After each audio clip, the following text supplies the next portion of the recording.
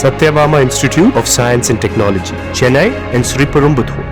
தொடர்ந்து நம்முடைய மூத்த பத்திரிகையாளர் திரு ரமேஷ் அவர்கள் இணைந்திருக்கார். வணக்கம் திரு ரமேஷ்.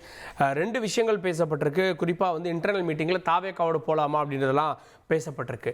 வெளிப்படையாக அமித்ஷா வந்து இந்த தேர்தல் திமுகவுக்கானதல்ல, நாங்கள் எப்படி ஆட்சியை பிடிப்போம் அப்படின்றது எப்படி பார்க்குறீங்க?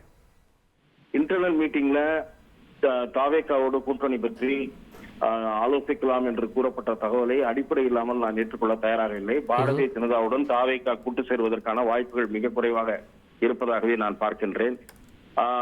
நிர்வாகிகள் ஊழியர்கள் கூட்டத்தில் பொதுக்கூட்டத்தில் அவர் பேசியது என்பது, பொதுவெளியில் பேசியது என்பது நிச்சயமாக தொண்டர்களை உத்வேகப்படுத்தக்கூடிய ஒரு விஷயம். எனக்கு முன்னாலே பேசிய பத்திரிகையாளர் அவர் வந்து ஏற்கனவே 0-0 என்று திரும்ப கூறினார். ஆனால் அப்படி 0-ஆக இருந்த மாநிலங்களில் எல்லாம் பாரதிய ஜனதா பல இடங்களை பெற்று இருக்கிறது, வெள்ளபல வளர்ந்திருக்கிறது, சில இடங்களில் அதிரடியாக ஆட்சியை பிடித்திருக்கிறது.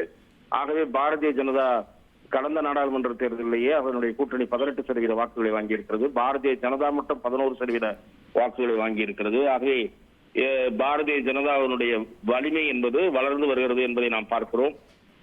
இப்போது கூட்டணியை வலிமைப்படுத்துகிற முயற்சி ஏற்கனவே கடந்த சில நாட்களாக தமிழகத்தில் மேற்கொண்டு வருகிறது பாரதிய ஜனதா. பாட்டாளி மக்கள் கட்சிக்குள் ஒற்றுமையை ஏற்படுத்தி அந்த கூட்டணியை இங்கே ஏற்படுத்த வேண்டும் என்பதிலே பாரதிய ஜனதா அதை நோக்கி நகர்ந்து கொண்டிருக்கிறது.